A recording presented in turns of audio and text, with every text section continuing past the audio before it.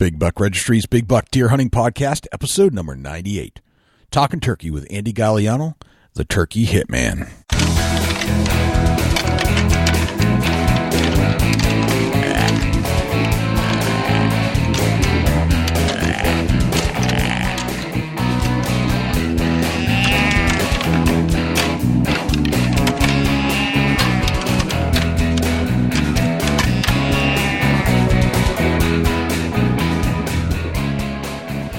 Big Buck Registry is a virtual museum of hunting stories. We preserve a piece of Americana by interviewing and recording hunters about their hunts and experiences from across the country.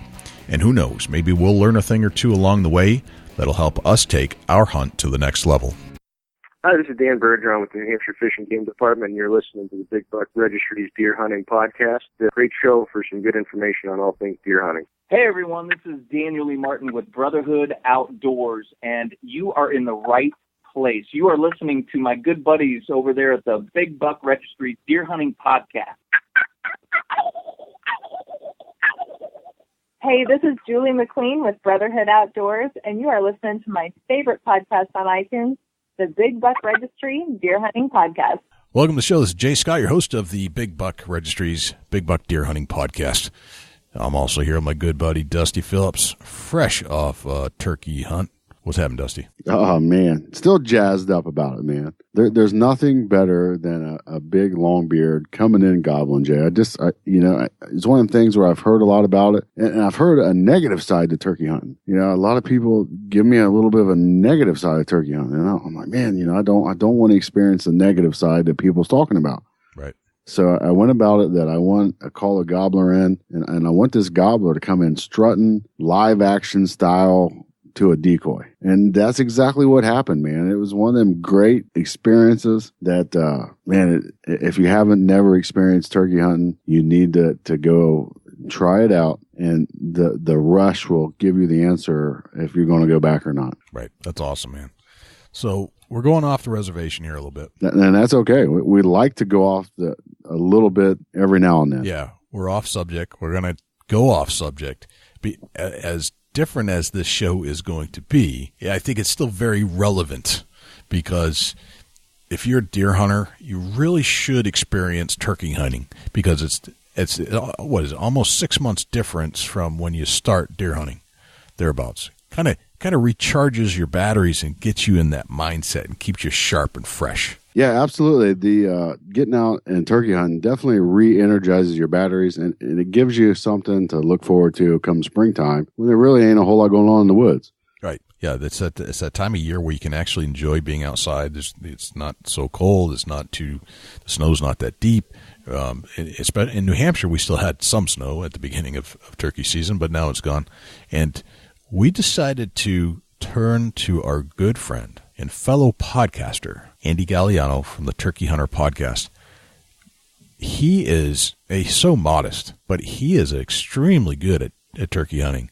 And I thought there's really nobody better, I think, that suits us to change it up a little bit this week, and go turkey hunting with Andy and learn all the things he knows and has learned about while he has interviewed some amazing turkey hunters along the way, much like what we do here, interviewing great deer hunters. Yeah, absolutely. And if I did my research right, Andy's got 3 Grand Slams under his belt. He travels to a lot of places turkey hunting.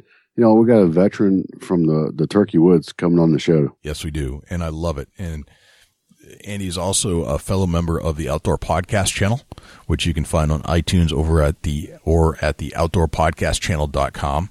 So we have a lot in common, and we've become very good friends with Andy over the last year or so. Since I discovered his podcast, of course, I love reaching out to outdoor podcasters and finding out what they're all about, and just kind of becoming friends, because I think it's important. As hunters should be friends, so should outdoor podcasters in general. So I think it's a good idea. Jay, what have we got going on with sponsors right now? Well, what we've got a whole page dedicated to accepting new sponsorships for the show. If you have an outdoor product that you would like to launch to an incredible nation of big buck deer hunters, then this is the place to do it. And it's extremely extremely affordable. And all you have to do is go to bigbuckregistry.com/sponsor, and you can read all about it. You can read about our entire Big Buck Nation, who we are, the number of downloads we get, and how your dollars can work for you to get your product promoted. We've got some great tips, and a lot of the things that we do go quite far, and you wouldn't necessarily think that a podcast goes very far, but our download numbers are at the top of the charts. So if you want to get your product promoted, and it's a deer hunting related product, this is the place to do it. bigbuckregistry.com/sponsor. Now, we have also set up a pledge page. So if you're a listener to this show, all you have to do is go to bigbuckregistry.com/pledge, and you can actually say, hey, I'll give you $1 a show, whatever you want to do, $2 a show, $5 a show. Every time we produce a show, you can pledge an amount that will come to the show to help us pay and keep this show going. So that's what we've got going on. Yeah, we much appreciate anybody that pledges in and offers us anything. Absolutely. Anything is greatly appreciated. Everybody that's sent in money so far, it's just so nice to see some dollars in our account to help pay the bills. It just helps us keep this show alive and well. And, it's just awesome. Hey, what do you say we go turkey hunting with Andy Gagliano? Absolutely. Let's get Andy on the line. Let's get him on.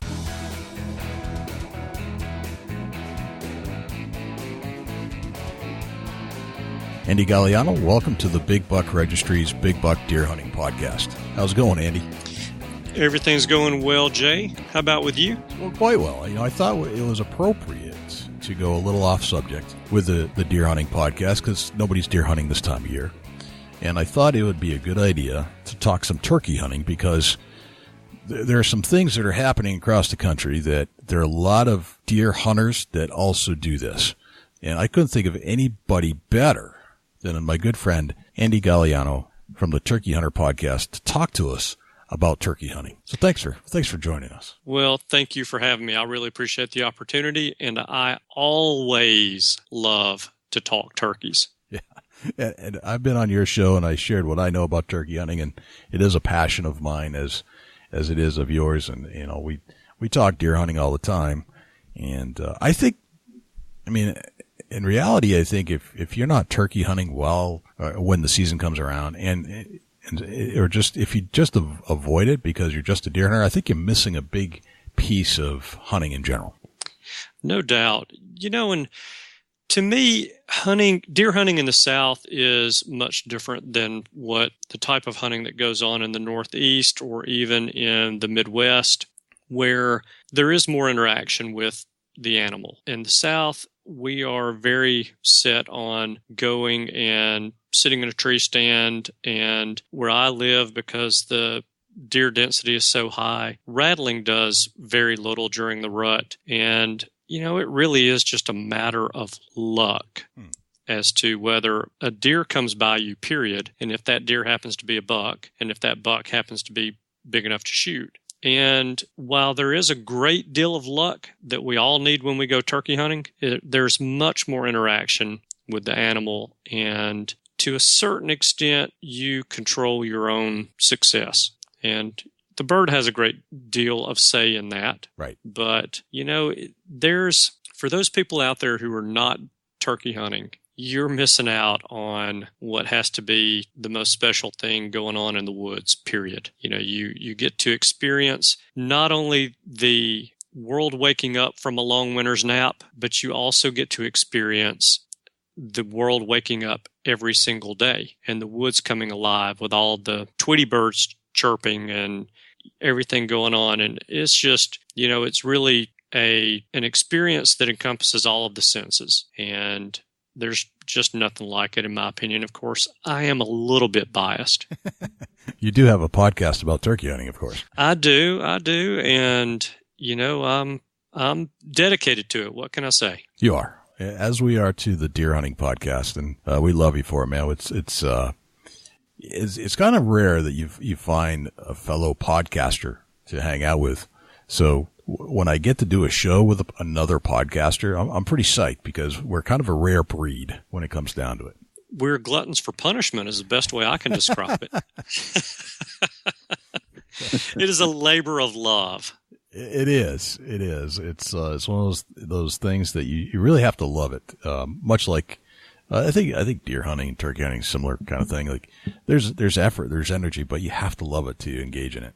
No question about it. No doubt. And really, we have so many similarities in being podcasters in that I do a turkey hunting podcast so I can help others learn, but there is a huge secondary benefit in me doing a podcast, and that is that I get to learn along the way as well. And I know from talking to you and talking to Dusty, it's the same way with you guys. And you get to learn a great deal about deer hunting by talking to people who deer hunt more than you do, and people who get to deer hunt for a living. And so, we are fortunate in the respect that we do have this labor of love, but it helps us to be better in our hobbies and our passions. Bingo. That is so true. You're a deer hunter too, Andy. I know, because every time we talk by Skype, I can always see the big deer hanging on your wall. Yes. And we've talked about those deer before. And yeah. Tell us about some of your deer hunting experiences. We'll turn it into some more turkey hunting after that. But tell me about some of the big racks you got hanging on your wall.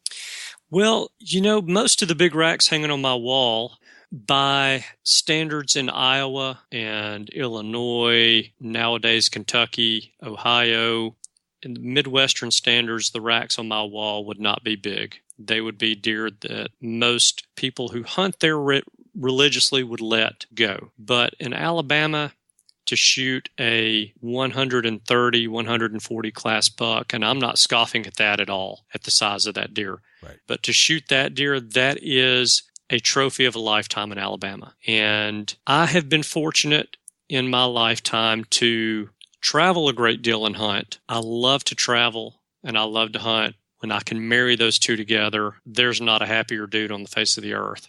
And I went to Iowa about 8 years ago and hunted there and killed a very nice 12-point that has split brow tines, about 150-inch deer. And I shot him, and the guy, I was hunting with an outfitter, and he and I are friends. And I shot the deer, and he came by after I shot and to help me load the deer up. And he walks over and he looks at the deer and he says, "Man, congratulations, but you just shot my son's booner for next year." Oh, man. I said, "Well, that makes me feel bad because you said it was your son's booner, but right now he's my almost booner and he's good enough. So your son will have to find him another one." Oh, that's awesome. But, I've been to Iowa and deer hunted. I have been to Wyoming and mule deer hunted and killed a monster of a mule deer. I was 15 years old hunting with a gun that my dad made me for my 15th birthday. He built the gun for my 15th birthday and then took me on a mule deer and antelope hunt in Wyoming. Smokes, that's awesome. Yeah. And I have never had the mule deer measured, but he is a monster. And that's one of the deer that you see in my photo there on Skype. I don't even know why I took that particular picture as my image. I guess I figured people would much rather look at a monster mule deer than my ugly mug. But, in Alabama, I have the biggest deer that I've killed in Alabama is about 125 to 130 inch deer. Beautiful symmetrical rack, very nice tall tines, very wide. It's a very nice deer and representative of what we kill in Alabama. Okay. I was just about to ask you that. Is that a typical buck for the Alabama parts where you are? Yeah, there are a lot of people in Alabama who have hunted for many years who would love to have a deer that looks like that. And so, I would say that type of deer is, in some parts of the state, is pretty average for what people would kill and call a trophy. And in other parts of the state, he's a monster for what people would kill and call a trophy. Gotcha. So, we do occasionally in Alabama kill those Boone and Crockett bucks. Right. They are isolated and very rare, as they are pretty much anywhere. But I think my biggest gripe about the deer hunting in Alabama is what's happened to our habitat over the years. I remember growing up reading all of these magazines, hunting magazines, about hunting the black belt in Alabama. There was nothing better than hunting the black belt in Alabama. With all of the farming and agriculture that was going on, the deer had a lot to eat, and they grew huge racks. And, I mean, it was magazine after magazine after magazine that had articles about hunting the black belt in Alabama. And the black belt, for those of you that don't know, is just a strip of land that runs through central Alabama where the soil is black. And it's very rich in nutrients. And at the time, there was a lot of farming that was going on at the time. Cotton, corn, soybeans, primarily cotton and soybeans. A lot of farmers were growing those two crops. Okay. And so with the soybeans, the deer had a lot of protein to eat. They grew some pretty big racks. Well, the way the world of farming has globalized, right, farmers in Alabama have realized that if they grow pine trees, they don't have to worry about competition from overseas farming. They don't have to worry about competition from farmers in Iowa and in the Midwest. They don't have to worry about the droughts. They don't have to worry about the years when we get too much rain and it kills the crops. And growing pine trees is not labor intensive. Yeah, they're just like big weeds. Exactly. Yeah. So a lot of that farmland, a lot of that black belt dirt has turned into pine tree farms. And deer don't grow very big when they eat pine cones or pine needles. This is true. And they don't eat them a whole lot either, so they kind of stay pretty skinny. So, the deer hunting in Alabama, the quality of the deer in Alabama, I would say, has gone downhill a little bit. But it's still a great way to get out into the woods, and I use it to scout for turkeys. Gotcha. Now, my dad absolutely loves it. He is 72 years old, has probably killed, this is no joke, I think I'm underestimating the number, 300 deer in his lifetime. Wow. And acts like he has never killed one before when he squeezes a trigger on one. Is that right? Yes. He's still got that passion. He definitely does. And so I told myself years ago, I said, as much as I am over deer hunting and don't necessarily want to go every single weekend, I'm going to go every single weekend as long as he's around. Oh, yeah. Absolutely. Yeah. You have to do that. Yeah. I don't ever want that day to roll around when I say, I wish I would have. Right. And so because he's going all the time, I'm going all the time, and I do use it a lot as a tool to scout for turkeys, as a way to scout for turkeys. And now in Alabama, our season where I hunt in southwest Alabama, our deer season ends February the 10th. Our turkey season comes in March the 15th.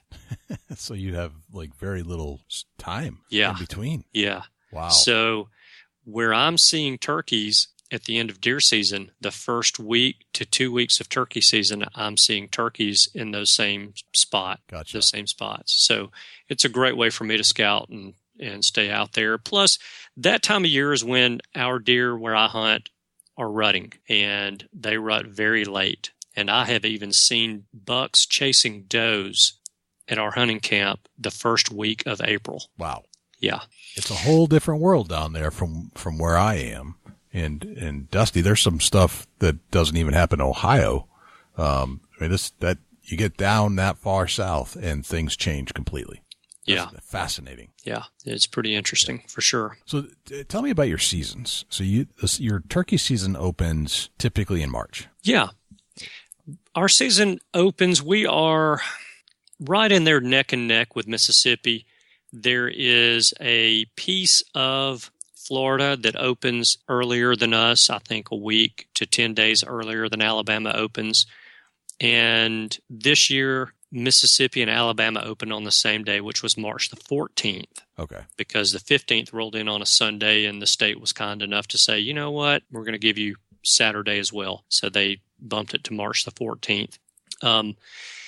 So Alabama is one of the first states that offers turkey hunting, and it runs from March the 15th until the end of April. And depending on where you are in the state, from southern Alabama to northern Alabama, there's a pretty big swing between what the turkeys are doing early in the season and all the way through the end of the season. Like where I hunt in southwest Alabama, the very first 2 weekends of season, the turkeys are starting to get away from the hens a little bit. Okay. I should say the hens are starting to get away from the gobblers a little bit, and they're callable. And then it's that way for about the first 4 weeks of the season. And then the last 2 weeks of season, it is winding down, and it's harder to find that gobbler who's interested. Okay. Whereas you can go to the northern part of the state, even the central part of the state up to the north, and that end of the season, the turkeys are tripping over themselves to get to you. And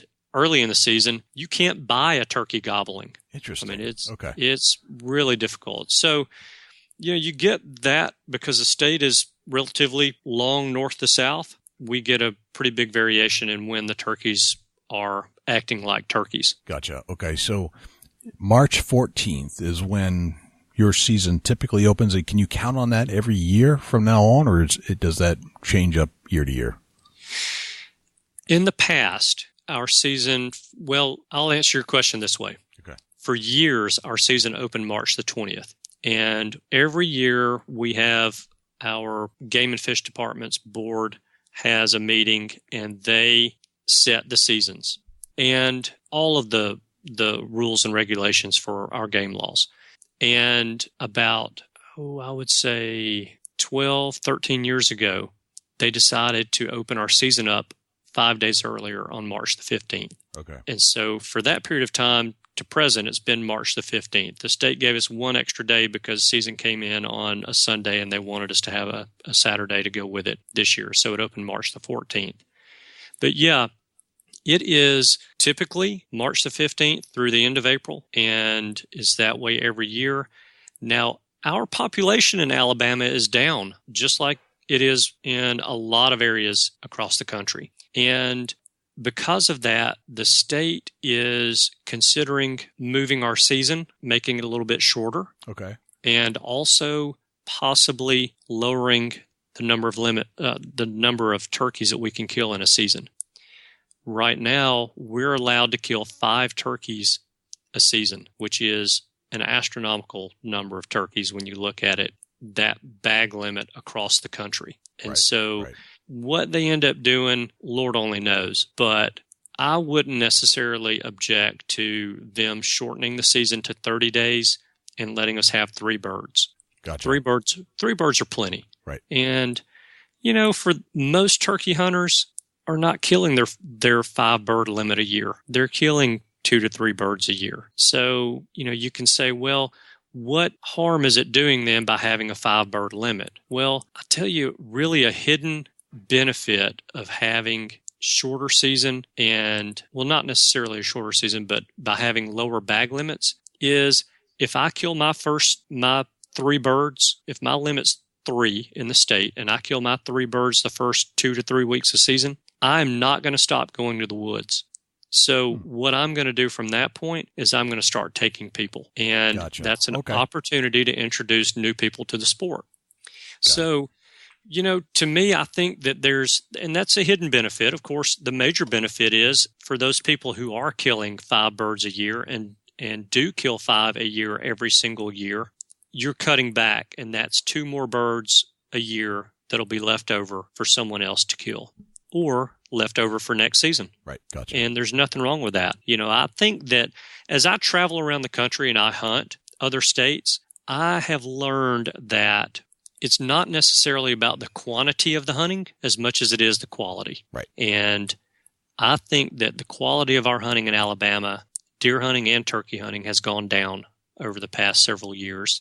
And it doesn't necessarily need to be like that. We can make some changes, and they don't have to necessarily be permanent changes. But the state I'm going to commend the state on what they're doing. They're surveying hunters, and right now, with the internet, we all know how easy that is to do. Sure, right. So they're surveying hunters saying, what was your experience this season compared to last season? Did you hear more gobbling or less gobbling? Do you think the turkey population is higher or lower than it was last year? What about 5 years ago? What about 10 years ago? So hopefully with that input that they get from us hunters who are in the woods every single day, they'll be able to make some changes to what's going on as far as our season length, when the season starts, when it ends, and our bag limit as well, and really improve the quality of the hunting in the state. Gotcha. That's fascinating. So March, mid-March somewhere is where you usually start. Mm-hmm. And then what's the end date typically? April 30. April 30. Yeah. So I'm sitting around here right now with my bottom lip poked out, living vicariously through others on my Facebook page. And I hear a rumor that Dusty's killed a turkey here recently, and I can't wait to hear a story about that. Exactly. But, I'm soaking up everyone else's turkey hunts right now, just like they were soaking mine up the first 3, 4, 5 weeks of the Alabama season. Right. Now, Dusty, your season, let's kind of transition from Alabama, which is a very popular, well-known turkey state. I mean, it is. Yeah. When I think of turkey hunting, instantly I think Alabama, always. I'll move north a bit to Ohio, where Dusty is. Dusty, where does your season start? Turkey season here in Ohio, Jay, opens up April the 20th, and it closes on May 17th. Okay, gotcha. Now go even further north to New Hampshire, where I am. Turkey season just opened 2 days ago, May 3rd, and goes through May 31st. Mm-hmm. So as a diehard turkey hunter, would you start in Alabama and then kind of gradually finish up in the Northeast where it probably is ending last? Is that something that you would do? That is exactly what I do. Gotcha. Every year, my buddies and I've got a group of friends from college, we go on a trip out of state every year chasing turkeys. It's a great way to extend our season and experience hunting in other states and other areas. I get tired of looking at the same trees every day. Sure. So get to go look at some different trees and hunt turkeys in different states. And that's what we do. We start out early in Alabama, and we have extended our season into the middle of May most years. I still have, let me say this. Our goal in doing this is to kill a turkey in every state that has turkeys. Oh, wow. Yes. That's okay. 49 states. And as of right now, I've got, I believe, 16 states that I have been successful in. And this year I've got on the radar screen Indiana and Ohio. Nice. We leave very soon for Indiana, and we'll close out the season there, and then travel to Ohio and close out their season there, and then head back to Alabama to really have my bottom lip poked out for about 9.5 months. Gotcha. Andy, tell me about what is this Grandslam I hear about all the time? Yeah, the Grandslam is shooting at least one of the 4 subspecies of wild turkeys in the U.S. So throughout the U.S., there are 4 different subspecies of wild turkeys. We have the Osceola turkey that lives only in Florida. Okay. And only in the southern half of Florida, really. Interesting. The birds, those Osceola are, and the differences in the 4 birds are not only physical, but they're different in how they act and react as well. The Osceolas are very wary and woods-wise turkeys. People ask me, what is the hardest turkey to kill? And almost everyone immediately thinks of an eastern, but the Osceola is extremely hard to kill. They do not gobble as much, typically, as an eastern, and especially not as much as a Rio or a Merriams. And they have a master's in woodsmanship, whereas an eastern, I would say, has an undergrad in woodsmanship. Okay, gotcha. The eastern turkey is the turkey that is primarily located east of the Mississippi River. There are areas west of the Mississippi River that have easterns, but they also have other subspecies of turkeys. The eastern turkey is the one that I would say is the most hunted because it is the most populous. Okay. That's the largest population of that subspecies, has the largest population of any of the subspecies. The eastern turkey, since the majority of people listening to this podcast will be hunting that turkey, are probably familiar with it to an extent, whether they hunt it or they just see it during deer season. But they are very wary and very hard to hunt. Okay. I have noticed that as you travel around from area to area, the turkey hunting really depends on the amount of pressure that the birds get, not only from other hunters, but from predators and the like. So turkeys in Alabama are extremely pressured, and they don't gobble a whole lot. They're hard to hunt. But as you go to an area like Missouri, they gobble a good bit better. There are a large number of turkeys there, and they're a little bit easier to hunt just because there is such a large number of turkeys. So another subspecies of turkeys would be the Rio Grande turkey. Okay. And those are typically your southwestern turkeys. Texas, Oklahoma, Kansas, primarily are the areas that you'll find Rio Grande turkeys in. Those turkeys are very good gobbling turkeys. They'll gobble up during the day just as well as they will in the morning right on the roost. Really? Fascinating. Oh, yeah. And they are very callable. They're very social. They're very vocal. They're a lot of fun to hunt. Their temperament varies a good bit with pressure as well. And when you go to an area like Texas, people think of hunting Rio Grande turkeys, they always seem to immediately think of hunting in Texas. The birds in Texas do get a good bit of pressure on them, and they can be very tough to hunt. So Rio Grandes are a lot of fun. Probably my favorite turkey that we have in the U.S. is the Merriams subspecies. Okay. Those turkeys typically live in higher elevations in the western part of the U.S., Colorado, Wyoming, Montana, New Mexico, those areas have Merriams turkeys. The Merriams, to me, why they're my most favorite turkey to hunt, is they gobble a lot. Really? Oh, that's interesting. They gobble a lot, and they'll gobble when it's pitch black dark.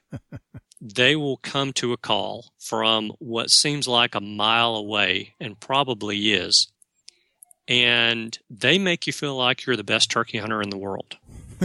I could use a few of those. I've thought about trying to import them into Alabama, but I don't know that it's worth the risk.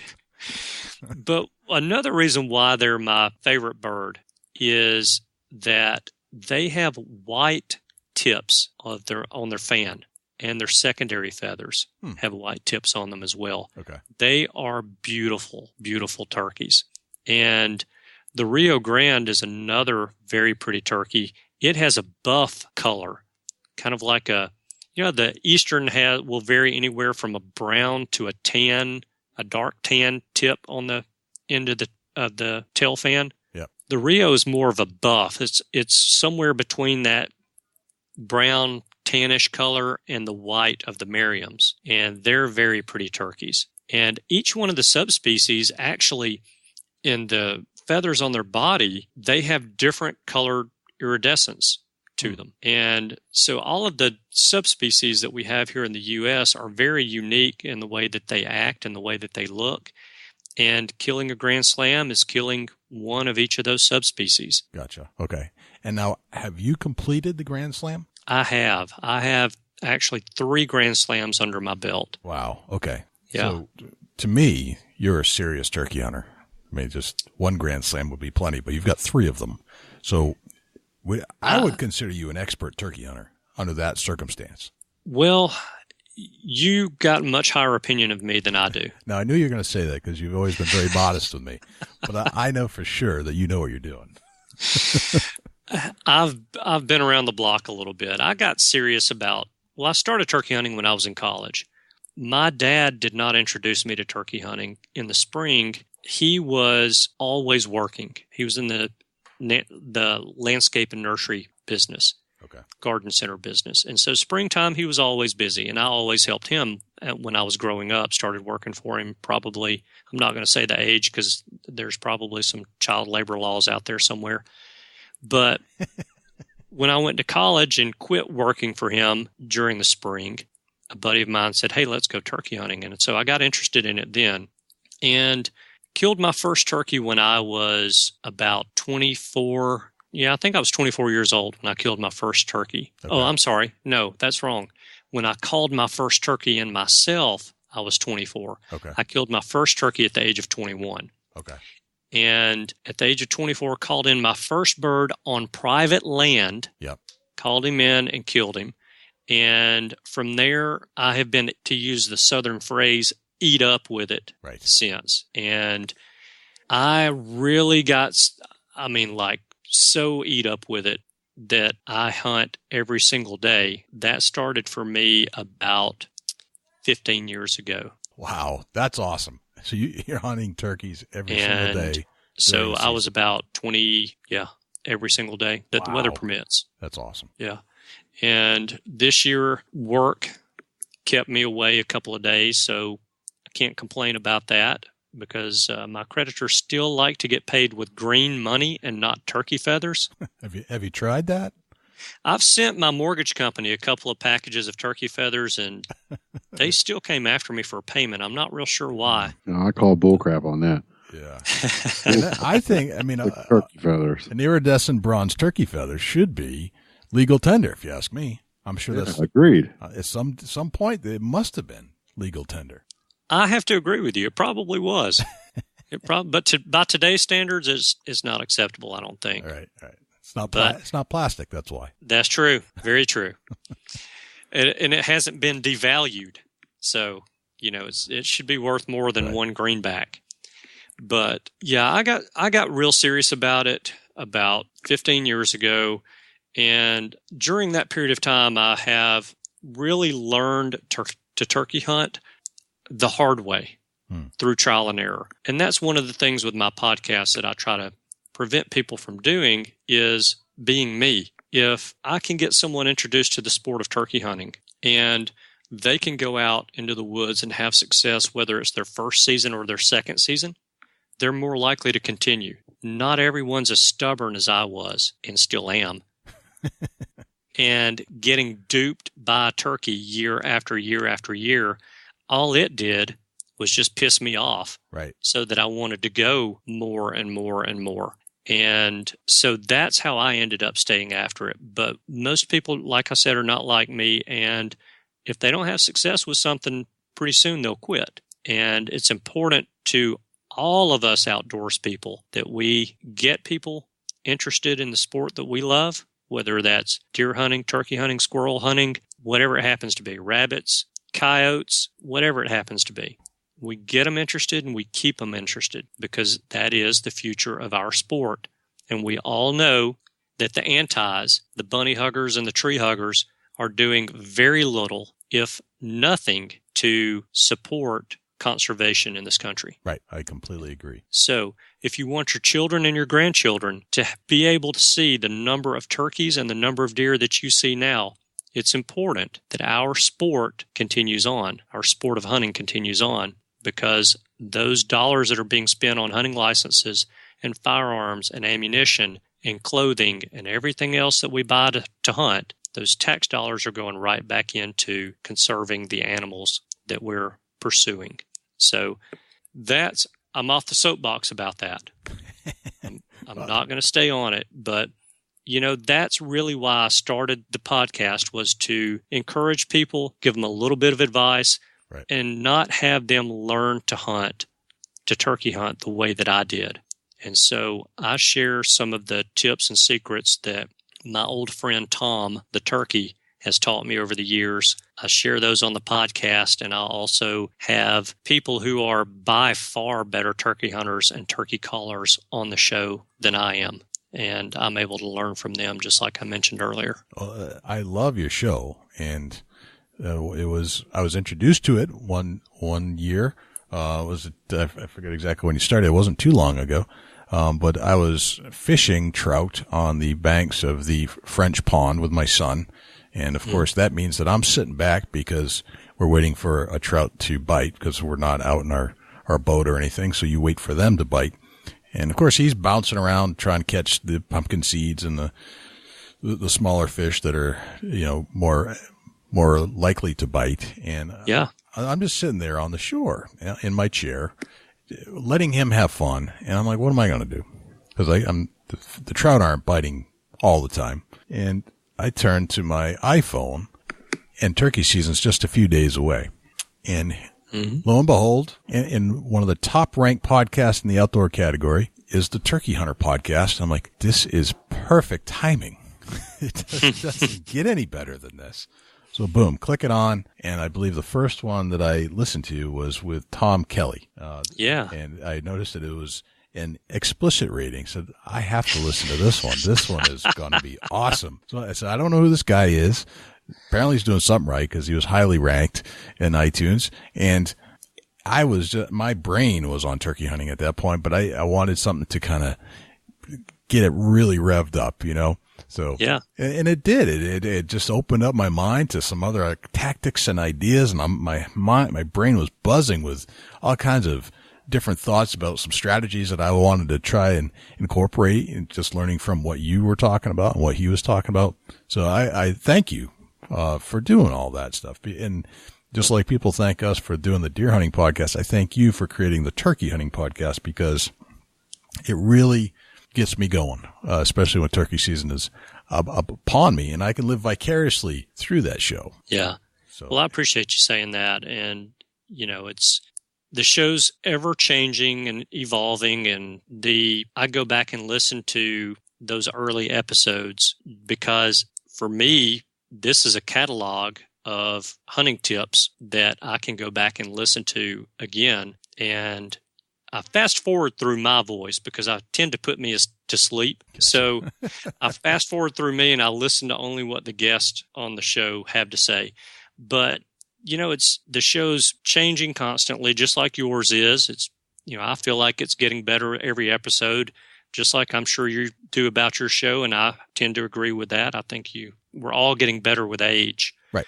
But it is, I mean, you're going to be hard pressed to find somebody that is more infatuated and consumed with the sport of turkey hunting than I am. And I agree with that.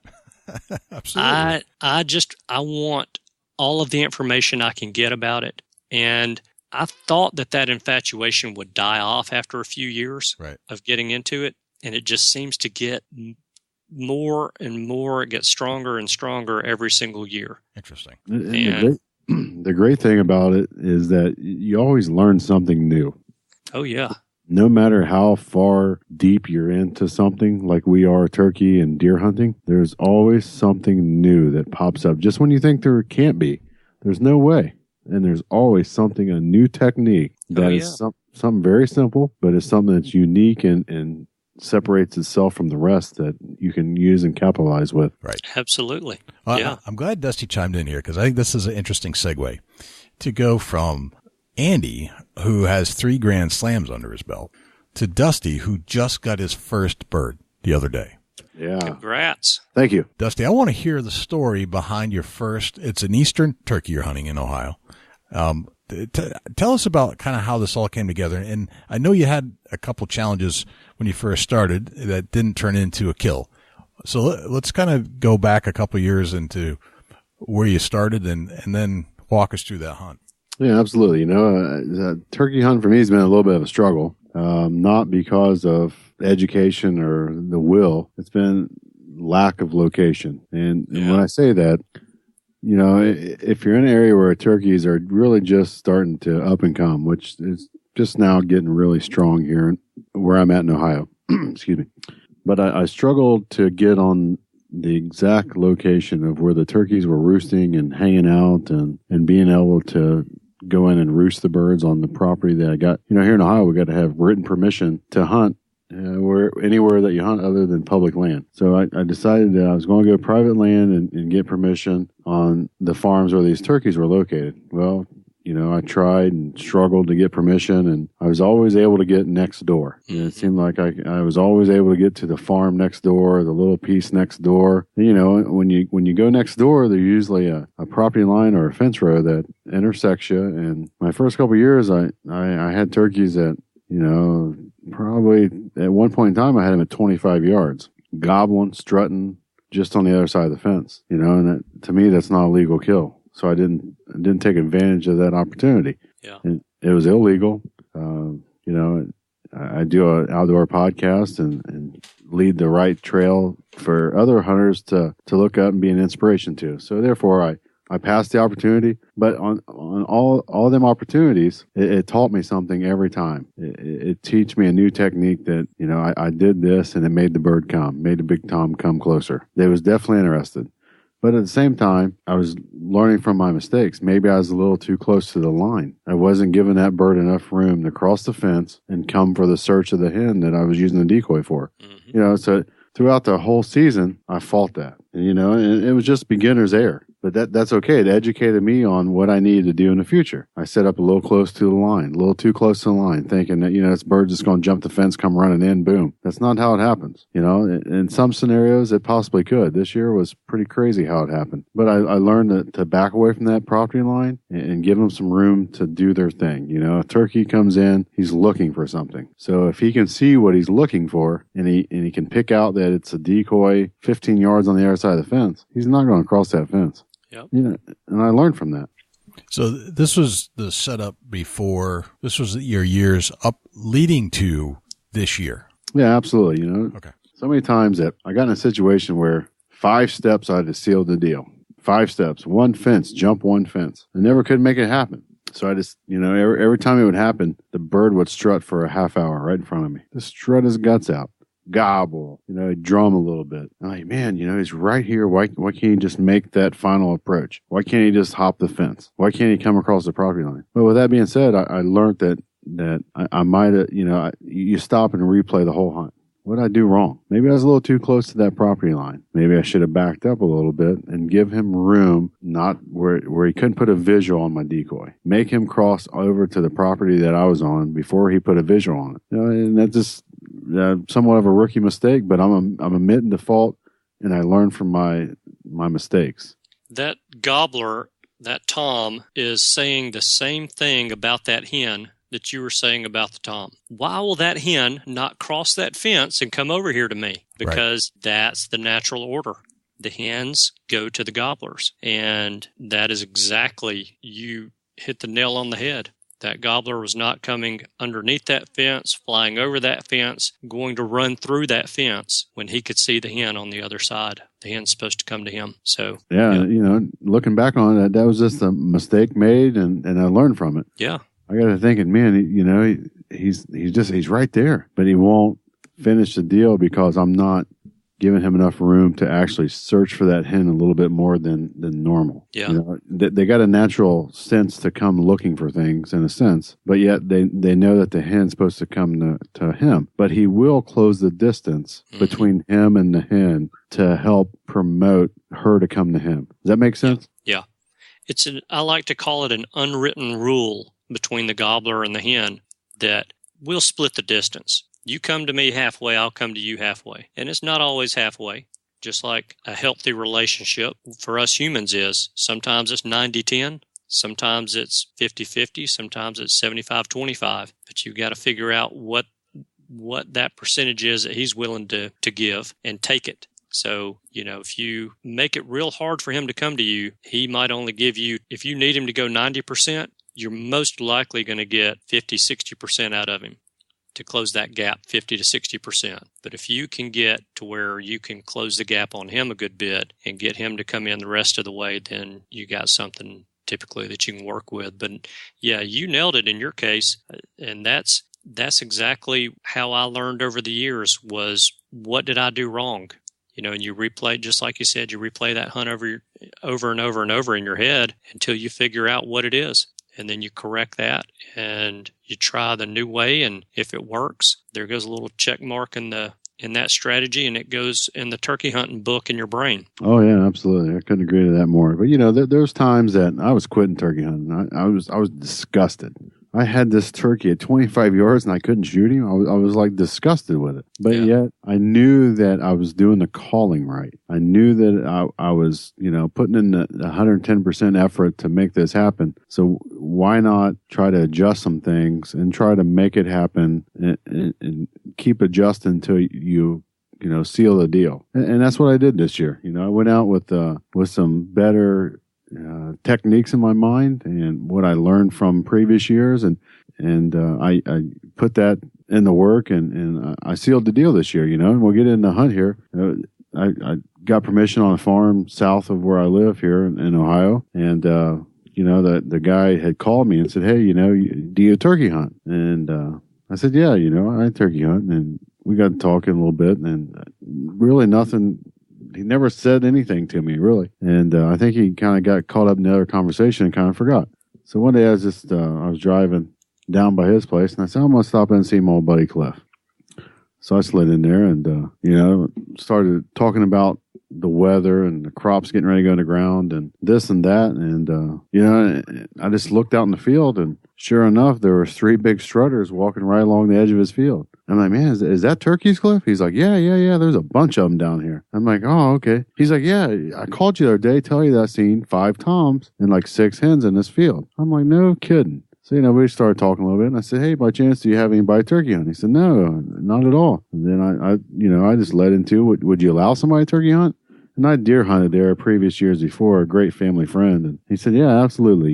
He said, I would like to see you kill one here. So I said, great, I'll come back another day. At the time, I was kind of in a hurry. I said, I'll come back another day and get written permission. So I slid back down there, I don't know, maybe a week later. Season was getting ready to open, I think, on the week after I talked to him. So I said, I'll be back in a couple of days. I'll get you write me out permission. I want to do a little walk around back there and just check things out. And so I went back, and he wrote me permission, and I said, I'm going to go for a walk and check it out back here. He said, oh, yeah, no problem at all. So anyway, years before, I got really close to the property line because I knew the turkeys were on the neighboring place. I've seen them. I knew that they was roosting there. I've been out there many Saturday mornings and Sunday mornings. I could actually watch them fly down, and I knew that they was on the adjoining property where I could get permission. Now, on this place, I knew that they were on this property, but I didn't have any clue of where they was roosting or bedding. I went out a couple days prior to season and tried to just call a little, or do an owl call just to see if they're roosting. I never heard nothing. Was I too early? Maybe. Was I too late? Couple times maybe, not real for sure. But anyway, leading into season, season opened up, and I'm got down there, and the first day I was there, nothing, got discouraged. I called just a slight little bit and to see if I could get any kind of response at all, and nothing, so no big deal. So then I decided to go back the next day, and it was sprinkling a little bit and calling for heavy rain coming in. I got down there right before dark, just took off walking. I just went back and sat down at kind of the closest point to the barns before the pasture fields and the woods took off. I sat down and thought, man, if I could just hear something gobble on the roost, maybe I could slide in because I don't know where these birds are. So I thought maybe I could slide in and get on one. And so then I sat there, no gobble, nothing. I said, I'm just going to take a little walk and just listen and walk a little bit and listen. And still that day, I didn't hear nothing. So, whatever. It's just another day turkey hunting, right? So the following weekend comes along, and I'm, debating on, I got 2 places I can turkey hunt. I'm thinking, I'm going to go check this other place real quick. So I went and checked another place, and this is on Sunday morning, which would be like the 26th, I guess it was. So I went out to another place and called a little bit, and no response. And said, I'm not going to waste my whole day out here. I decided to go down to this other place south of me here. So I pulled in. It was probably 8 o'clock. And I said, I'm just going to take off walking and see what happens for the morning. And it was just one of them things where luck of the draw that when I showed up, that them birds were really hammering the gobbles. Pulled in, took off walking. I had to go up big old hill and got up to a pasture field, and there's like a cattle crossover where the 2 fields, the cattle can pass through between the 2 pastures. I get up there and I'm just walking along in kind of a grass meadow pasture field. And I'm like, I'm going to go to the left. And I don't know what made me go to the left this morning, but I decided to go to the left and walk through the pasture crossover, the cattle crossover in the pastures. And I got about halfway across it, and man, I heard a gobble. I said, oh man, you hear a gobble in the woods, you're 100% clear that exactly as soon as it strikes what it is. It makes the hair on the back of your neck stand up. Anybody agree with that? Yeah, it does. Oh yeah. I knew right away. I said, man, I hear a gobble. I know I did. So I'm just at this point, you go into almost into sniper mode to ease around, kind of squat down and almost bend over and walk so you don't get seen. So I just ease on a little bit more and it gobbles again. I'm like, man, I know that's a gobble for sure. My mind wasn't playing games with me today. So sure enough, I just eased on over. I thought I heard the gobbling, with 100% caution and my eyes wide open to look around, and my whole goal was to see them before they got eye on me. So I walked back through there and real gently, and I put a visual on where they were. At this point in time, they was right on the farm where I could hunt. They was on my side of the fence, and they was gobbling their guts out. There's 2 toms together. I'm like, man, it's on now. And these birds were gobbling. It was almost one of them things where my mind right then, when they both started hammering, gobbling real hard, that I knew that these birds were definitely huntable, killable birds. They was advertising that they were hot. So at that point in time, I just stood there. All I could do was stand and watch. I was in a bad spot. I kneeled down and where I could get a visual on them, and they was kind of down a hill, probably 350 yards at this point. So I just watched them, and that's all I could do was watch. I really didn't want to make a power move and try to slide decoy out. I knew the distance between them and me was too far, so I just let them do their thing. They strutted out in the field, and finally they worked kind of towards the back of the property, and I was able to see them jump the fence. And when they jump the fence, it's like throwing a bowling ball over and watching it crash. So they got across the fence, and to the left was like a tree line, and they're out in corn stalks where they'd shelled corn the previous year, and the stalks are still standing. And these birds kind of cut to the left and got in this tree line. You got I'm guessing a 50 to 75 acre cornfield, and then to the left of it, kind of a little wood patch, maybe 5 acre wood patch. To the right, it's almost a big valley, almost like a holler down through there. So they go to the left and they get behind the trees where I visually can't see them at this point in time. They're still gobbling real hard. I just dropped, I think I had 2 hens, a Jake, and a Tom with me. I drop everything but 1 hen. I just take off running. And I run down to the bottom where I had like a low visual line that they probably were likely not to be able to see me running up this tree line now across this pasture.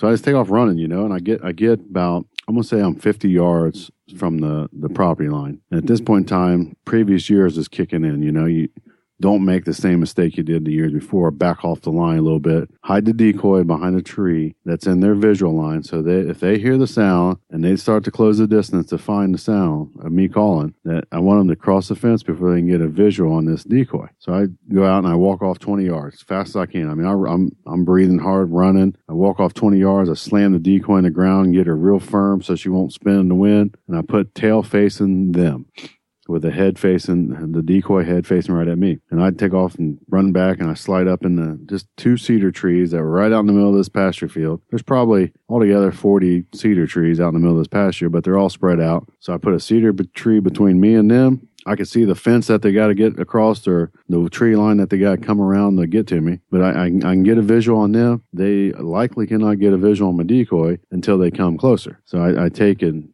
real softly, I hit the call. Just just real easy, just to get them to give me a response gobble at it. And they hammered it, both of them, same time. Loud, man. It sounded like it was thundering out there. I love it.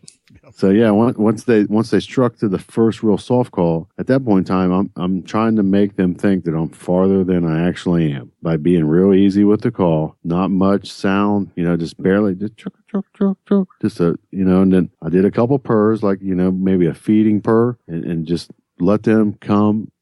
Once they hit the gobble once, they started working my way. Every time they gobble, they would sound closer. I let them gobble about 3 times before I would hit anything.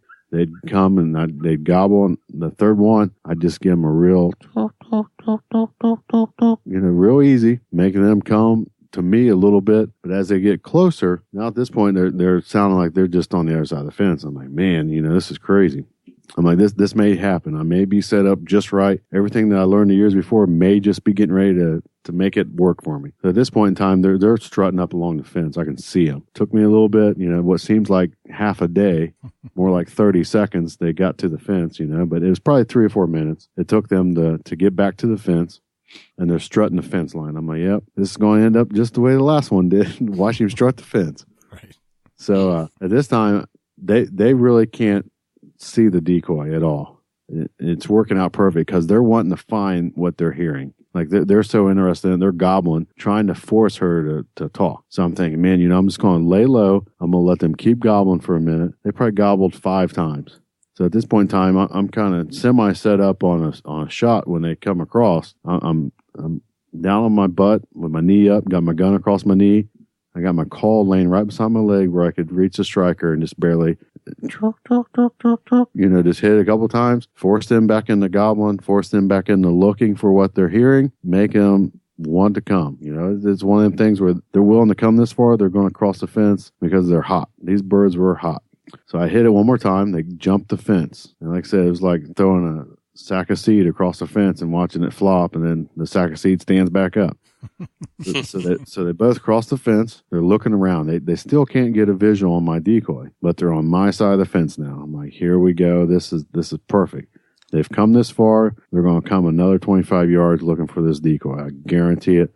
They've crossed the fence. They're hot. So at this point in time, they're looking around. I can see them. I'm tucked up under a cedar tree. I got 2 shooting holes broke out of the limbs. I'm pretty camouflage. So I'm going to give them one more call. I'm going to force them to gobble, force them to think that, you know, she's not very far. So at that time, I did it just a little bit louder than I did before to make them think that, you know, I made some distance. I want them to think that I'm coming closer. So I gave her a little louder call, and force them back into gobbling. They come out of the fence line, which is probably 10 yards wide, tall weed, grass, few little trees. At this time, they're bumping into each other. They're strutting so hard back and forth. They're just pretty much rubbing chests, going by each other.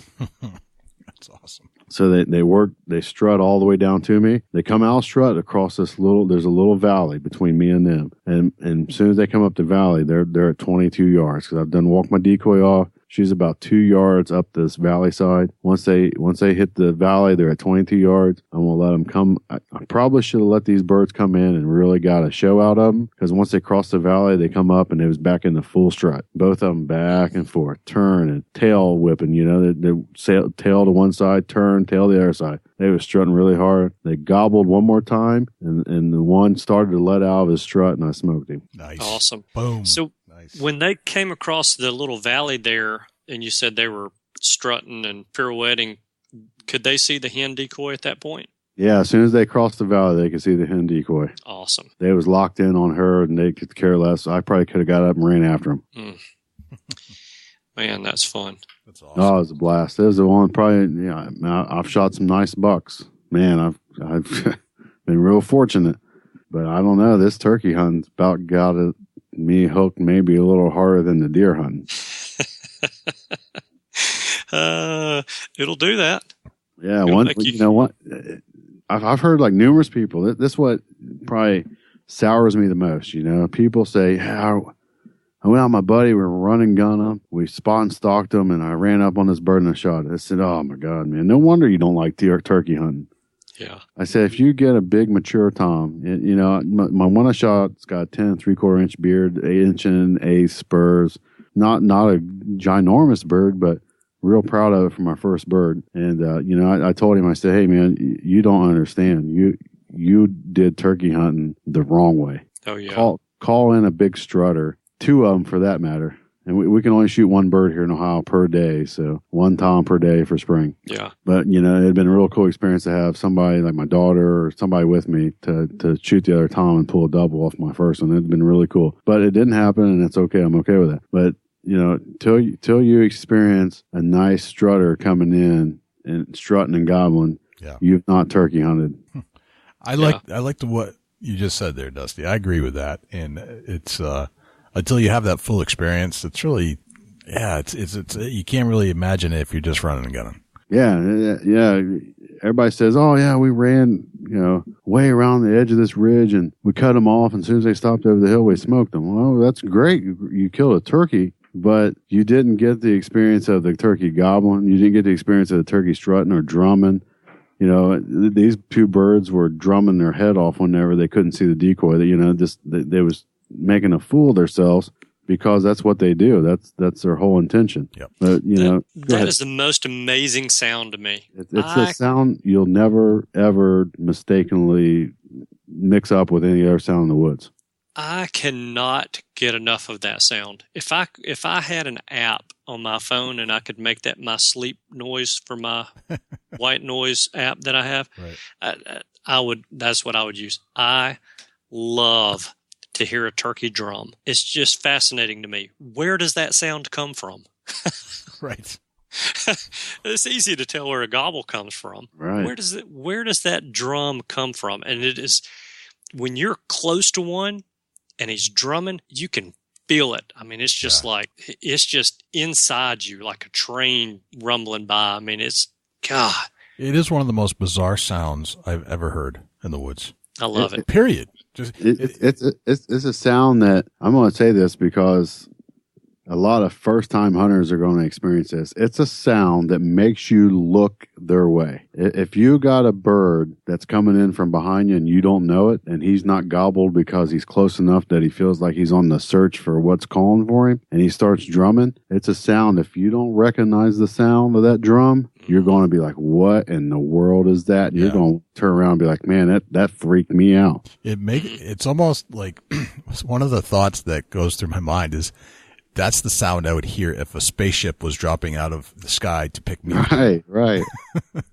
Yeah, I agree with that. Yeah. When I first started hunting, I had someone tell me about a turkey drumming. And I said, well, what does it sound like? And they said, imagine a truck being stuck in the mud in the woods, and you hear the tire spinning.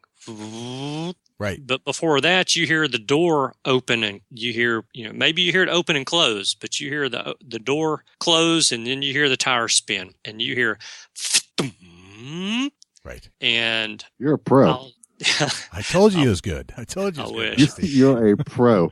I wish. I wish somebody had told me that, because I think that right there cost me my first ever Tom. Well, the first time I heard it, I had this turkey gobbling, and he was about 100 yards off, and I'm calling, and I'm out in the woods by myself. I'm new to the sport. I don't know anything. I know nothing. And all I know is I can cluck and I can yelp to what I think sounds like a hen turkey. Probably, in retrospect, sounded nothing like it, but I had a turkey interested, and he was gobbling. And I'm sitting in just some beautiful hardwoods, and the turkey quits gobbling. And I am probably 100 yards from the property line, and I hear, and I said, what was that? And I said, one of the neighbors is over there on the property line, and he's stuck in his truck in the mud. Right. And he keeps getting in and out, and he's slamming the door, and then I can hear the tire spinning like he's trying to back up, and trying to go forward. I'm like, God, he's messed up my turkey hunt. And then about 10 minutes after the first time I heard it, I've been hearing this turkey drum for about 10 minutes. 10 minutes later, the light bulb goes off in my head, and I said, holy cow, that's not an idiot neighbor over there in his truck. That's a turkey drumming. Right. But that is about the most accurate description of what it sounds like to me, at least here in the hardwoods in Alabama. Yeah. But God, it's just a fascinating sound to me. I absolutely love that sound. Yeah. Well, Dusty, congratulations on your first bird. Yeah. Man. It's so Heck cool. yeah. Thanks, guys. Yeah, it's awesome. definitely a great story too, by the way. Yeah. One of them experiences that you'll never forget. I heard all kinds of great things about turkey hunting and the experiences, and I heard a lot of negativity about turkey hunting from other hunters, and it's one of them things where if you actually go in and sit down and call a bird in that's coming in strutting, drumming, gobbling, you'll never want to not do that. Yep. It's one of them things where it's one of the experiences in my life that it changed me. It made me look at turkey hunting.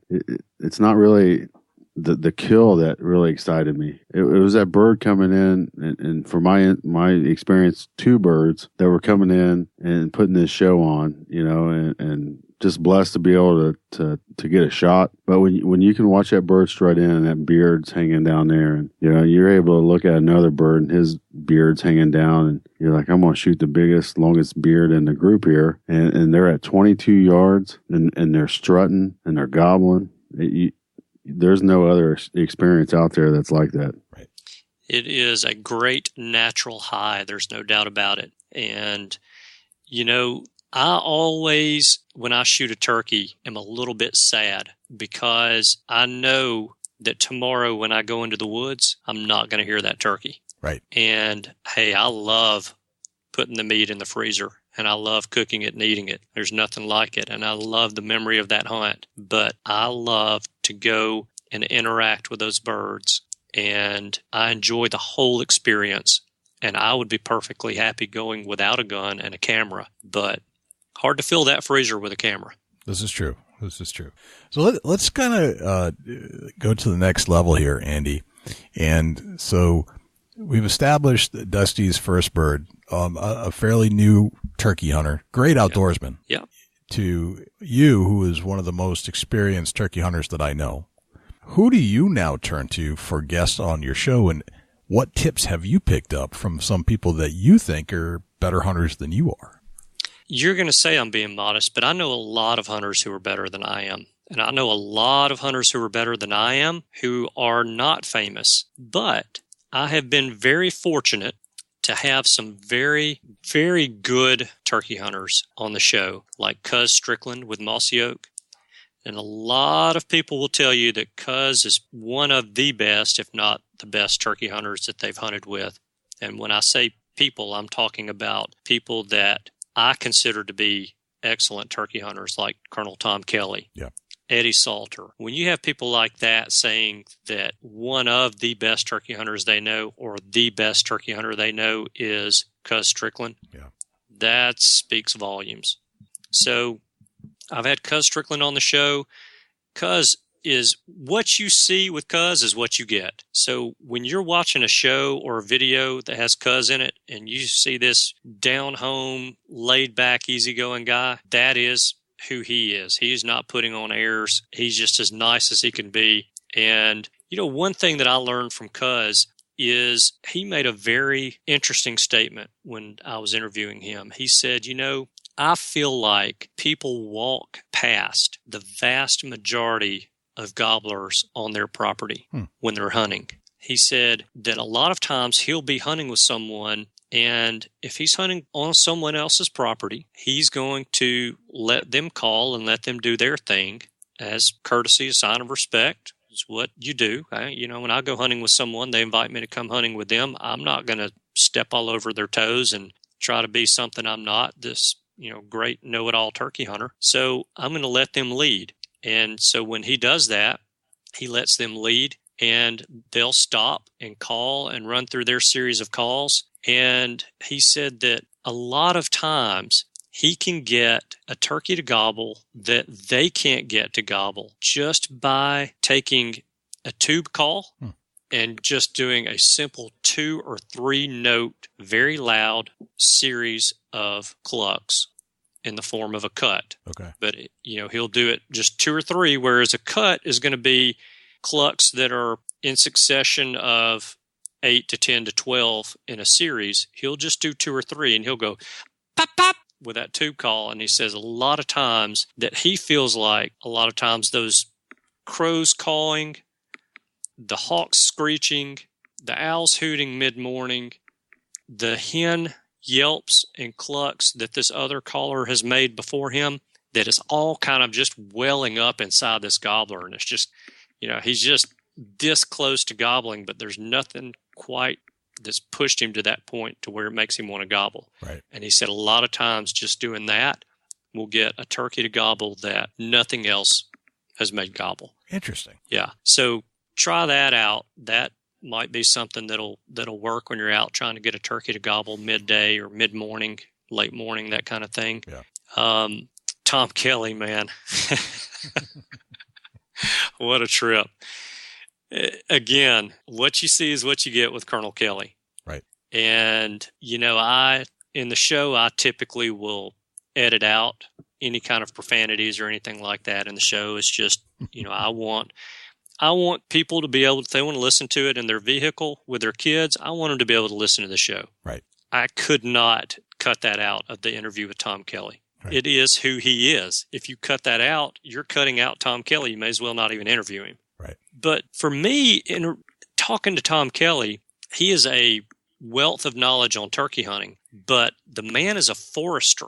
Right. And if you want to know about habitat and what turkeys like, as far as habitat's concerned, how to improve your property, the habitat on your property, he is an excellent source at that kind of information. And something that may or may not mean anything to most of the people in the country here in the South, where we do farm a lot of pine trees. I learned from him that the habitat in the South really has not changed over the last 100 or so years, in that we have the same number of acres planted in pine trees today that we did back 100 years ago. And we have about the same amount of oak hardwood acres today as we did 100 years ago. And I found that very interesting as I drive around the South and I see all these pine plantations, and they seem to go on for miles. Yeah. So that was pretty interesting. Eddie Salter is another one of those guys that I've interviewed that is just a wealth of information. And, he is, some people say that he kind of pioneered the run and gun technique. Okay. But he is very aggressive. He will stop in an area that you would look at and go, man, this is a desert. Nothing's living here, not even a turkey. And he'll stop there and he'll call. And he has the attitude and the approach that every time he stops to call, he's going to get a turkey to gobble. And turkey hunting is a good bit like fishing in that if you have confidence when you go out into the woods, most likely you're going to succeed. Right. And, that's something that I think a lot of new hunters can pick up on. You don't have to be Eddie Salter with your calling skills. You don't have to be Chris Parrish with your calling skills. You don't need to be a Grand National champion turkey caller. But if you have confidence in your calling abilities and confidence in the areas that you're hunting, you will have success in the woods. And, you said something about Dusty a minute ago, and I'm going to kind of jump off of the topic of who I've had on the show and the tips that I've learned. But this is just so important, I feel like it needs to be said. Yeah. What you said about Dusty that stood out to me above everything is he's an excellent woodsman. I will take an excellent woodsman over that Grand National turkey caller day in, day out, every single day of the season. Because turkey hunting, I should say, some days is 90% calling and 10% everything else. But most days, 90% of turkey calling is everything else, and 5 to 10% of it would be calling. Right. And you take that person who's a good woodsman, who knows the woods, who knows that what Dusty said in his story of, I followed this little hollow just below the top of the hill, and I used that to close the distance between me and the turkeys because I knew the turkeys wouldn't be able to see me if I was below them. Right. Knowing that will kill more turkeys than trying to call those turkeys back 150 yards or 200 yards or 400 yards to you. Exactly. And I've got a friend who, compared to all of my other buddies, is new to turkey hunting. He's been a hunter his whole life, but he's new to turkey hunting. And I hope he's not going to listen to this show because he's going to know who I'm talking about. His calling skills are lax. They're bad. He puts a diaphragm call in his mouth, and it sounds to me like a dying pig. I'm going to make him, he is going to cry if he listens to this episode of your podcast. But good. He is an excellent woodsman, and he kills turkeys despite his calling because he knows how to hunt and he knows the woods that he hunts in. And man, it makes all the difference in the world. All the difference in the world. So when you say Dusty's an excellent woodsman, I am not surprised at all that helped in killing his first turkey. Right. And it will help in killing many, many more turkeys for him. I completely agree. Yeah. So I've gotten off the subject of what we were talking about, but I just had to talk about it because it's so important. It really is. And, and people get so hung up on turkey calling instead of turkey hunting. Right. And you use a lot of the same skills with turkey hunting that you do with deer hunting. And if you're a good deer hunter and you're a good woodsman, woods person, then you can be a good turkey hunter without being a good turkey caller. Gotcha. So, one of the things that I like to ask everybody, and by the way, we were on the subject of what are some of the best tips you've heard from your show. So if you're listening to this show, you're just going to have to go to Andy's podcast and listen to all the tips. That's basically what it's going to come down to, which I think is good because that's the beauty of a podcast. It's on demand. You can get it anytime you want and listen to it whenever you feel like it. One of the things I wanted to ask Andy is, what is the one tool that you cannot leave at home What's that one thing that you feel unlucky when you go in the woods if you left it back in your truck? When I'm turkey hunting, I feel completely naked without the turkey vest that has all of my calls and shotgun shells and butt cushion, right, clippers, all of that stuff in it. So maybe that's more like a toolbox. Right, and that counts. Absolutely. I can see that. Yeah. Yeah, and I've done it. You know, from time to time, I have to ditch the vest to put what I like to call an Alabama low crawl on a turkey. Yep. Just army crawling on a turkey, and I don't want that vest hanging on every twig, sapling, stump, whatever it happens to be. So I'll drop the vest and I'll go on and proceed ahead, just me and the gun. Right, gotcha. And I did it about 3 weeks ago, as a matter of fact. Ditch the vest, start crawling. I get up about 30 yards from where I was, got to the tree that I wanted to get to without spooking the turkey. I'm excited. The turkey's over there gobbling. I'm thinking I'm about to seal the deal. I'm going to make one call, and he is going to fall all over himself to come to me. I lean up against the tree, gun on the knee, and I don't have a single turkey call with me. Oh. Everything is in my vest. Oh. And I am not Josh Carney. Right. My natural voice turkey call sounds like my buddy with a diaphragm call in his mouth. Dying pig call. Right. You're not going to pull a Josh Carney right then and there. Absolutely. I am no Josh Carney. No. Right. And so I sat there and let the turkey walk off a little bit further, and I eased on back and got my vest and tried to circle around to get in front of him and never could. But that to me is what I've got to have. I'm completely naked in the woods without that. Gotcha. If you had one book that you would recommend to somebody that just wanted to learn more about turkey hunting, what would it be? Oh, wow. Without a doubt, hands down, Illumination in the Flatwoods by Joe Hutto. Okay. It is amazing. If you want to learn about turkey hunting, you have to learn about turkeys. This book, for those of you that don't know about it, it's amazing. This guy, somebody brings a clutch of turkey eggs to his house, wild turkey eggs, to his house and drops them off. He puts them in an incubator and begins to incubate these eggs, and he begins to imprint himself on these eggs as the turkey's mother. When the turkeys hatch, they are the first thing that he sees, and he starts communicating with these turkeys. These turkeys grow up thinking that this man is their mother. And for a year and a half, something like that, he has these turkeys on his farm, and they go out for walks in the woods, and he's taking notes of just what he is observing during this time. And it is eye-opening. It is amazing. The fact that somebody would dedicate that amount of time to a project.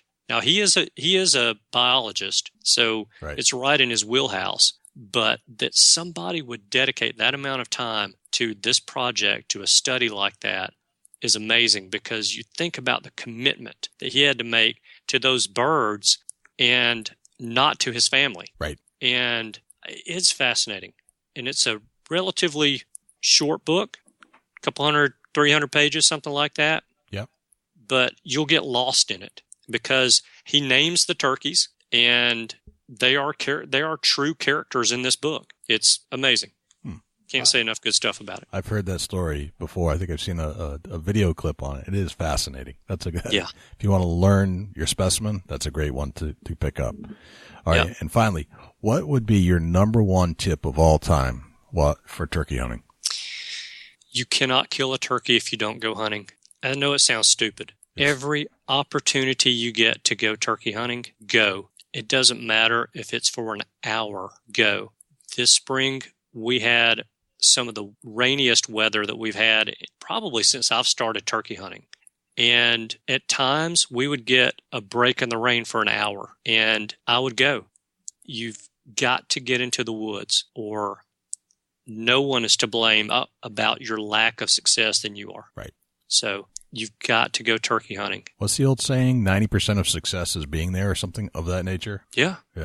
That's it. And I mean, it's really basic, and a lot of people aren't going to look at that as being a tip. So I'll give you one tip. Okay. Real quick, short, sweet, to the point. When you hear a turkey gobbling and you want to close the distance, you want to make sure that you can get to that turkey, or that turkey can get to you, I should say, and have a chance of harvesting that turkey. Get as close as you feel comfortable getting to that turkey, to where you think that turkey's not going to see you. And then pick another tree 5 to 10 yards closer and go to that tree. Okay. Even if you have to belly crawl. Remember the Alabama low crawl. Interesting. That's a good one. Get to that tree, set up. That 5 yards, that 10 yards has made the difference in me killing a bird a number of times. And if I'd stayed back where I felt comfortable, to where I felt, well, this turkey's not going to be able to see me, so I'm going to sit right here, I wouldn't have been able to kill that bird. Right. Press the envelope, be a little bit more aggressive. Don't go crazy and go running up 30 yards, 5 yards, 10 yards. Get one tree closer and be safe. Gotcha. Love it. All right, Andy, how can we find you if we want to listen to your show? Thank you for asking. You can find my show, the Turkey Hunter Podcast, on iTunes and Stitcher Radio, and you can also find it on the Outdoor Podcast channel, which is also on iTunes and Stitcher Radio. The Outdoor Podcast channel has a website that's outdoorpodcastchannel.com. You can find it on my website, which is IamTurkeyHunting.com. And you can find me on Twitter. My handle is @TurkeyHitman. You can find me on Facebook, facebook.com/IamTurkeyHunting. And I've given you the website already, IamTurkeyHunting.com. My friend, it has been a pleasure, an absolute pleasure. And, we've been talking quite a bit ever since that fateful day on the banks of the French Pond while I was trout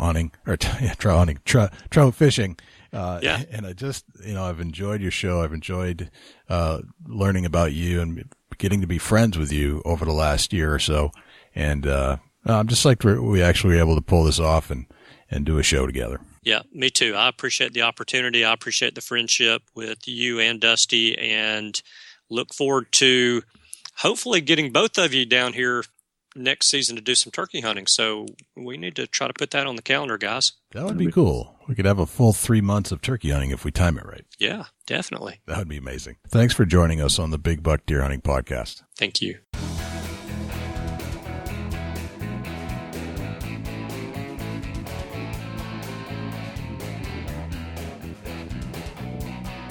I've been turkey hunting a long time, and I thought I knew what I was doing until I met Andy Gagliano. It's quite amazing, the information that Andy packs in his mind about turkey hunting. It's amazing. And it's what is fascinating is that as much as I know Andy knows, and as modest as he is, and he won't admit that he's as good as he is at turkey hunting, he will go and interview people that he believes are fascinating and really good turkey hunters. And by doing so, he's created the great podcast over there at the Turkey Hunter Podcast, and it's on iTunes. You can find it right now, and he's on the Outdoor Podcast channel, just like we are. So I know we didn't get to the topics that we wanted to and for a lot of the guests he's had on because we ran out of time, but if you'd like to go download all that stuff, just type in Turkey Hunter Podcast on iTunes, and you can engage in his entire catalog and get all those tips that we touched on in our show. Absolutely. It's just, I love listening to the show, especially this time of year when it's turkey season. And granted, it's over in Alabama now. It starts early and then kind of gets into your territory of the United States around Ohio, and then finishes up in the Northeast where I am. So if you're doing what Andy's doing, you could literally just like hunt from March through May. Yeah, it's crazy, ain't it? It is crazy for turkeys. It's awesome. So, Dusty, do we have a Chubby Tines tip of the week this week? We do have Chubby Tines tip of the week. We do. Excellent. What do you got for me? We get into springtime. You know what springtime brings out? The ticks. Ugh, I hate ticks. Regardless of what anybody's told you or what you do, if you're out in the woods and you come home, even if you're there for 5 to 10 minutes, checking the trail camera, you're taking that chance if you don't check yourself of getting the Lyme disease that's getting more and more frequent. And, I'm just encouraging that you take the time to check yourself for ticks. Yes, by far the number one thing you can do, and I agree with you, because we've had a special guest on our show not too long ago talking all about ticks, is that tick check. That's the best thing you can do to make sure you don't get Lyme disease. Absolutely. Yep. Well, that's awesome, man. Well, thanks again to Andy for joining us on the Big Buck Podcast and going a little off subject here, although I think it is incredibly related, even though it's a totally different species of animal we're hunting.